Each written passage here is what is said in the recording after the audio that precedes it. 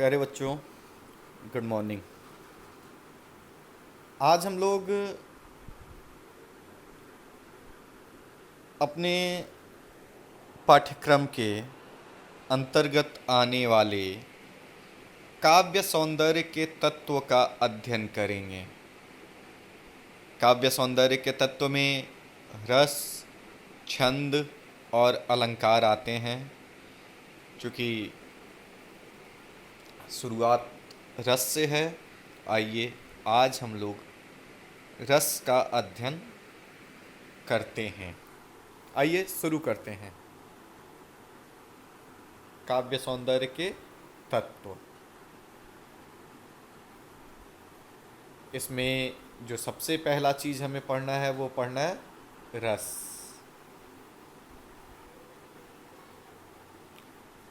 बच्चों,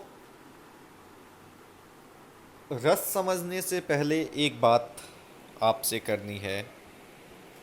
आप लोग मूवी देखते हो, टीवी देखते हो, कोई सीरियल देखते हो, तो जब कभी सीरियस सीन आता है तो आप लोग लगते हो सीरियस होने, कभी हंसने वाला सीन आता है तो आप लोग हंसने लगते हो, कभी डरावना चीज़ आता है तो आप लोग डरने लगते हो। यही चीज़ जो है बाबू, इसी को रस कहा जाता है। ठीक है, आइए अब हम लोग रस को पढ़ते हैं। रस का अर्थ, ये देखिए क्या परिभाषा कही गई है।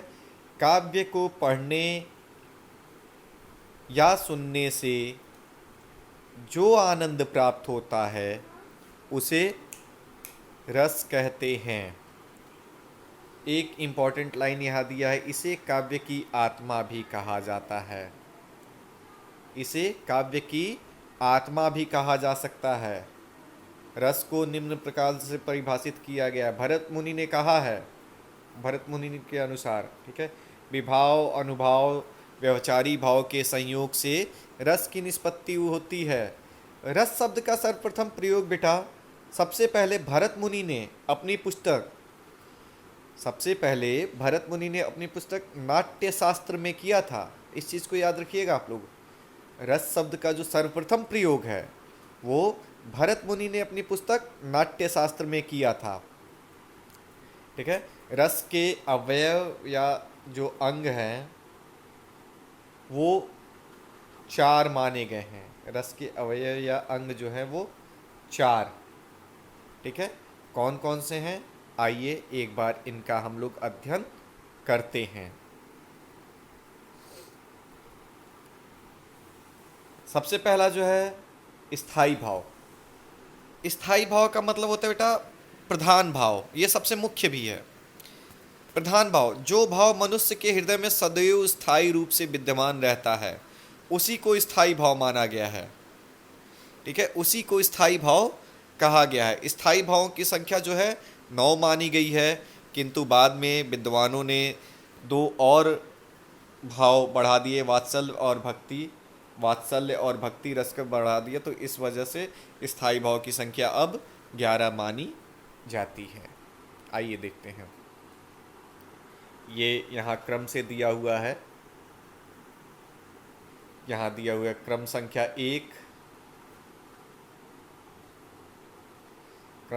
1, रति, श्रृंगार रस, स्त्री पुरुष के का जो है प्रेम।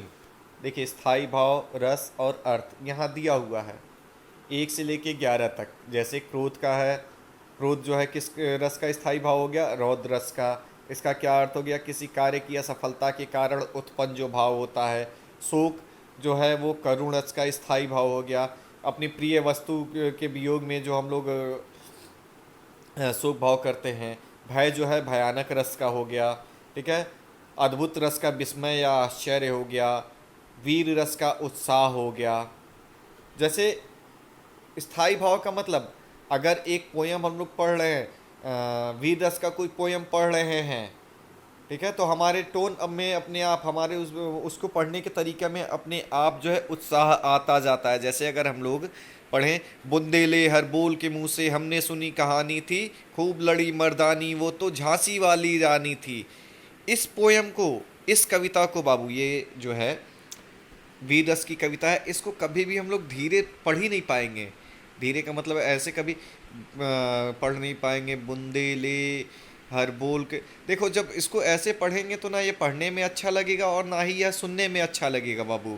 तो इसलिए जिस किसी कविता को पढ़ने के पश्चात हमारे मन में जो भाव जागृत होता है उसी को स्थायी भाव कहते हैं। इनकी संख्या 11 होती है। यहाँ पे मैंने इनकी संख्या और इनके बारे में बताया है। आइए अब आगे देखते हैं अगला। अब हम लोग पढ़ेंगे विभाव। आइए विभाव, विभाव को देखते हैं। जो व्यक्ति, वस्तु, परिस्थिति आदि स्थायी भावों को जागृत करते हैं उन कारणों को विभाव कहते हैं। ठीक है, यह दो प्रकार के होते हैं, आलंबन विभाव और उद्दीपन विभाव। आलंबन विभाव क्या होता है बाबू? किसी व्यक्ति या वस्तु के कारण मन में जब स्थायी भाव जागृत होता है तो उसे उसका आलंबन विभाव कहा जाता है। उदाहरण यहाँ पे दिया हुआ है। यदि किसी व्यक्ति के मन में मगरमच्छ को देखकर भय का स्थायी भाव जागृत हो जाए तो यहाँ मगरमच्छ उस व्यक्ति के मन में उत्पन्न भय नामक स्थायी भाव का आलंबन विभाव होगा। आलंबन विभाव के भी दो पक्ष होते हैं, आश्रय आलंबन, ठीक है, जिसके मन में भाव जगे वह आश्रय आलंबन कहलाता है। और विषय आलंबन क्या होता है? जिसके प्रति या जिस कारण से मन के भाव जगे या वह विषय आलंबन कहलाता है। बाबू जैसे उदाहरण यहाँ पे दिया हुआ है, यदि राम के मन में सीता के प्रति रति अर्थात प्रेम का भाव जगता है तो राम आश्रय आलंबन होंगे और सीता विषय आलंबन होंगी। ठीक है, इसी तरह से जो दूसरा चीज़ दिया है उद्दीपन विभाव, जिन वस्तुएं या परिस्थितियों को देख के स्थायी भाव बढ़ने या जागृत होने लगता है वे उद्दीपन विभाव। उद्दीपन मतलब होता है जलाना, उद्दीप्त करना। ठीक है, स्थायी भाव जिन चीज़ों को देख के और तेजी से जलने लगे वही उद्दीपन विभाव कहलाता है। जैसे एकांत स्थल, चांदनी, ठीक है, ये सारी जो भी चीज़ें दी है। उदाहरण यहाँ पे दिया हुआ है, कृष्ण मुरली बजाकर आकर्षित करते हैं, तो यहाँ मुरली जो है उद्दीपन विभाव हो गया। ठीक है बच्चों, अब आगे देखते हैं अनुभाव। अनुभाव भाव का बोध कराने वाले कारण तथा मानव मन में स्थायी भाव को जगाने पर जो शारीरिक चेष्टाएं दिखाई देती हैं उन्हें अनुभाव कहते हैं। जैसे भेड़ियों को देखकर भय से कांपना या बचाव के लिए जोर जोर से चिल्लाना। देखिए यहाँ पे दे दिया है कि भाव का बोध कराने वाले कारण, जैसे दिया भेड़िया को देख के जब कांपने लगा तो मन में कारण आया ना भेड़िया का डर। ठीक है, और जो जोर जोर से आदमी चिल्लाने लगता है ये शारीरिक चेष्टाएं हो गई, इन्हीं को अनुभाव कहते हैं। ये 4 प्रकार के होते हैं। कायिक, शरीर की बनावटी, ठीक है, बनावट जो होता है। मानसिक, जो हमारे दिमाग से, ठीक है, हृदय की भावना के अनुकूल मन में आनंद का सुख दुख, ठीक है, मस्तिष्क में तनाव, ये सारी चीज़ें होती है। आहार्य, मन के भावों के अनुसार अलग अलग बनावटी वेश रचना करना आहार्य अनुभाव का कहते हैं। ठीक है। सात्विक, जो अनुभव मन में आए भाव के कारण स्वयं प्रकट हो जाते हैं, सात्विक भाव कहलाते हैं। ऐसे शारीरिक विकारों को पर आश्रय का कोई वश नहीं चलता है। सात्विक अनुभव 8 प्रकार के हुए। ठीक है, कौन कौन से बाबू देखते हैं। स्तंभ, शरीर के अंगों का जड़ हो जाना। ठीक है, स्वेद मतलब पसीना होता है, पसीने से तर हो जाना। रोमांच, जब रोमांच होता है तो आपको मालूम है रोंगटे हम लोगों के खड़े हो जाते हैं। स्वर भंग मतलब आवाज ही ना निकले। इसके पश्चात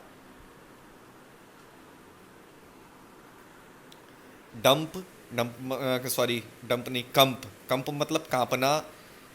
विवर्णता, चेहरे का रंग उड़ जाना। अश्रु मतलब आंसू। और प्रलय मतलब एकदम सुध-बुध खो जाना। इसके बाद हमारा चौथा और अंतिम आता है संचारी भाव। संचारी भाव जो होता है मन में उत्पन्न होने वाले अस्थिर मनोविकार को संचारी भाव कहते हैं। भरत मुनि के अनुसार ये पानी में उठने और अपने आप विलीन होने वाले बुलबुले के समान है। आचार्यों ने इसकी संख्या 33 मानी गई है, जो यहाँ निम्नलिखित दी हुई है। निर्वेद, आवेग, दैन्य, श्रम, मद, जड़ता, उग्रता, मोह, विबोध स्वप्न अपस्मार गर्व मरण अलसता अनमस निद्रा अवहिस्ता औत्सुक्य उन्माद शंका स्मृति मति व्याधि संत्रास लज्जा हर्ष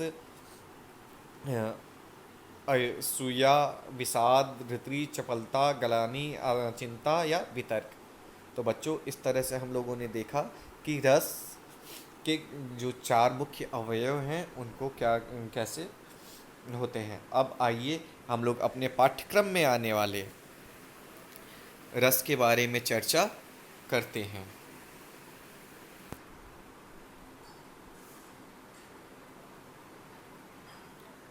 हाई स्कूल के पाठ्यक्रम में बच्चों हम लोगों के पास दो रसों का अध्ययन करना है और हर बार अब तक की परीक्षा में हर बार दोनों रसों को ही पूछा जाता है। ठीक है, तो रस को हम लोग उदाहरण के साथ एकदम अच्छे से याद करेंगे और जब लिखेंगे तो स्पष्टीकरण भी ज़रूर से देंगे जिससे कि लोगों को याद रहे, मतलब जो कॉपी चेक करे वह समझे कि हाँ हम लोग पढ़े हैं। जैसे हास्य रस पहला, किसी पदार्थ या व्यक्ति की असाधारण आकृति, विचित्र वेशभूषा, अनोखी बातें, ठीक है, चेष्टाओं आदि से हृदय में जो विनोद का भाव जागृत होता है उसे हास्य कहते हैं। यही हास्य जब स्थायी भाव, विभाव, अनुभाव एवं संचारी भाव में पुष्ट हो जाता है तो हास्य रस कहलाता है। मैंने क्लास में भी आप लोगों को बताया है कि यहाँ से भी हम लोग परिभाषा लिख सकते हैं। जब विभाव, अनुभाव और संचारी भाव के संयोग से हास्य नामक स्थायी रस जागृत हो तो वहाँ हास्य रस कहलाता है। ठीक है, इसका उदाहरण यहाँ पे दिया है, देखिए, गोपियाँ कृष्ण को बाला बना, वृष भवन के भवन चली मुस्काती, वहाँ उनको निज सजनी बता, रही उसके गुणों को बतलाती, स्वागत में उठ राधा ने ज्यों निज कंठ लगाया, तो वे थी ठठा थी, होली है होली कह के तभी सब भेद बताकर खूब हंसाती। देखिए बाबू यहाँ स्पष्टीकरण दिया हुआ है, ये देखिए स्पष्टीकरण। भाव यहाँ पे हास्य हो गया, विभाव में आश्रय गोपियाँ हो गई, आलंबन में कृष्ण जो है वो गोपी का रूप धारण करके हैं, उद्दीपन जो है होली का त्यौहार है, अनुभव गोपियों का हंसना मुस्कुराना, कृष्ण की चेष्टाएं आदि अनुभव हैं, और संचारी भाव लज्जा हर्ष चपलता इत्यादि है। ठीक है, आइए अगला हम लोग देखते हैं। यहाँ ये देखिए दो तीन और एग्जाम्पल दिए हुए हैं। ठीक है, इसमें ये वाला एक आसान सा आप लोग याद कर सकते हैं। तंबूरा ले मंच पे बैठे प्रेम प्रताप, साज मिले 15 मिनट घंटा भर आलाप। ठीक है बच्चों, तो इस तरह से यह हास्य रस के उदाहरण हो गए। अब आइए हम लोग आगे देखते हैं करुण रस, अपने पाठ्यक्रम का दूसरा रस अर्थात करुण रस। ठीक है, जब किसी प्रिय व्यक्ति अथवा मनचाही वस्तु के नष्ट होने या उसके कोई अनिष्ट होने पर हृदय में जो शोक उत्पन्न होता है उसे करुण रस कहते हैं। इसमें विभाव, अनुभव व संचारी भावों के मेल से स्थायी भाव शोक का जन्म होता है। फिर इसका दूसरा उदाहरण हम लोग लिख सकते हैं, जब विभाव, अनुभव एवं संचारी भाव के मेल से शोक नामक स्थायी भाव जागृत होता है तो वहाँ करुण रस होता है। ठीक है, उदाहरण इसका देखते हैं। जो भूरी भाग्य भरी विदती थी, निरुपमेय सुहासिनी, हे हृदय बल्लभ हूँ वही अब मैं महाहत भागनी, जो साथनी होकर तुम्हारी थी अति सनातनी, है अब उसी मुझ सी जगत में और कौन अनाथनी। तो बच्चों इस तरह से आप लोगों ने देखा कि इसका एग्जाम्पल मैंने आपको बताया। अब आइए इसका स्पष्टीकरण देखते हैं, यहाँ दिया हुआ है, इसका स्पष्टीकरण यहाँ दिया हुआ है। स्थायी भाव इसका शोक है, विभाव आलंबन, उत्तरा आलंबन अभिमन्यु की मृत्यु, उद्दीपन पति से वीरत्व गुणादि, अनुभव उत्तरा का क्रंदन, उत्तरा संचारी भाव इसका है, स्मृति दैन्य।